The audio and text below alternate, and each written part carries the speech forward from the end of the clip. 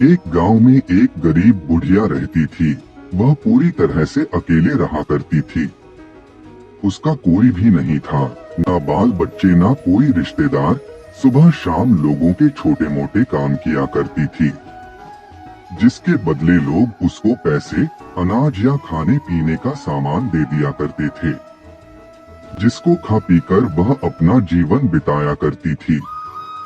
वह अपने जीवन में पूरी तरह से संतुष्ट थी। उसे भगवान से किसी प्रकार का कोई गिला भी नहीं था। दूसरों के सामान के कारण बुढ़िया का घर पूरी तरह से सामानों से भरा हुआ था।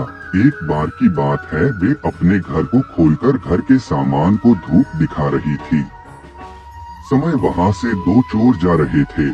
जब उन्होंने देखा कि बुढ़िया के घर में तरह तरह का सामान भरा हुआ है, तो उन्हें बड़ा लालच आया। इस घर में तो बुढ़िया अकेली रहती है, क्यों ना हम आकर इसके घर को ही साफ कर दें।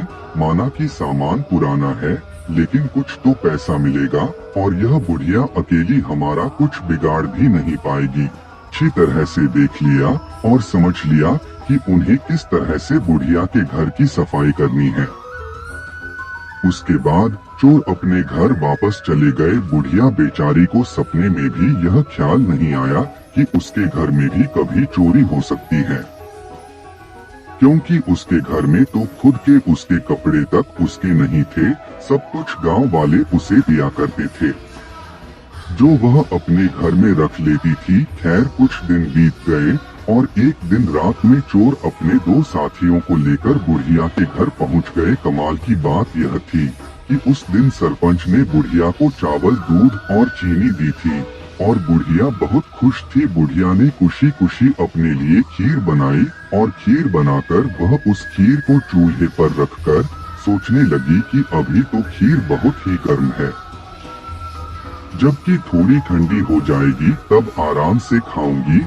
और अपने बिस्तर पर लेट गई और खीर के ठंडा होने का इंतजार करने लगी। लेटे लेटे उसे नींद आ गई और बेसो गई और जोर जोर से खर्राटे लेने लगी।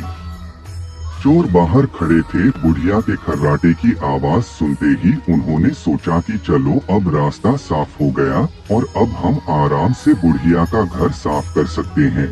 वह सब जल्दी जल्दी आकर बुढ़िया के घर में सामान तलाशने लगे, परंतु कमाल की बात यह थी कि उन्होंने जो देखा था वह बिल्कुल गलत था।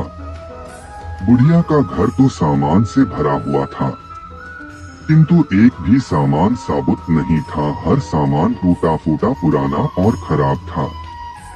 यह चोर बड़े दुखी हुए और बुढ़िया को बहुत गालियां देने लगे। वह बोले, देखो कितनी दुष्ट बुढ़िया है, आराम से सो रही है और हम बेचारे इतनी मेहनत कर रहे हैं। तभी दूसरे चोर की नजर चूल्हे पर रखी खीर पड़ी। गरम गरम खीर को देखकर चोर ने कहा, चलो बुढ़िया के घर कुछ और नहीं मिला तो कम से कम खीर तो है। और वह उसको खाने लगे। जब वह खीर खाकर जाने लगे तो उन्होंने थोड़ी सी खीर बुढ़िया के लिए छोड़ दी, किंतु जब उन्होंने बुढ़िया की तरफ देखा तो उसका हाथ खुला हुआ था, जैसे वह कुछ मांग रही हो। साथ ही उसका मुंह भी खुला हुआ था, जिसे देखकर चोरों ने सोचा कि बेचारी बुढ़िया लोगों से मांग मांग कर अपना जीवन बिता रही है। लगता है बहुत थक गई है और खाने के लिए खीर मांग रही है। आखिर उम्र में है तो हमारी माँ के ही बराबर। और बिना कुछ सोचे समझे गरम गरम खीर बुढ़िया के मुंह में डाल दी। गरम गरम खीर मुंह में पड़ते ही बुढ़िया जोर से चिल्लाई, हाय दैया, मार डाला, मार डाला, मार डाला। बुढ़िया की चीख सुनते ही चोर डर के जल्दी जल्दी छुपने लगे। जिसने मुंह में खीर डाली थी वह ऊपर जाकर छिप गया, एक चारपाई के नीचे और एक चारपाई के दाएं। बुढ़िया की चीख सुनते ही गांव वाले बुढ़िया के घर आ गए और पूछने लगे, क्या हुआ माँ? बुढ़िया बोली, मुझे क्या पता, ऊपर वाला जाने। यह सुनते ही ऊपर छिपा हुआ चोर बोला, अरे भला मैं क्यों जानूं, तुम्हारी चारपाई के नीचे छिपा चोर न जाने। यह सुनते ही चारपाई के नीचे वाला चोर बोला, मैं ही क्यों जानूं, चारपाई के दाएं छुपा चोर क्यों न जाने। और इस तरह से तीनों चोरों ने खुद ही अपना पता गांव वालों को बता दिया और फिर गांव वालों ने उन्हें पकड़कर खूब पिटाई करी और वापस भेज दिया। उसके बाद से चोरों ने कान पकड़ लिया कि आज के बाद कभी वह चोरी कभी नहीं करेंगे। चोर चाहे जितनी भी कोशिश करे अपने आप को छुपाने की, लेकिन वह फिर भी पकड़ा जाता है।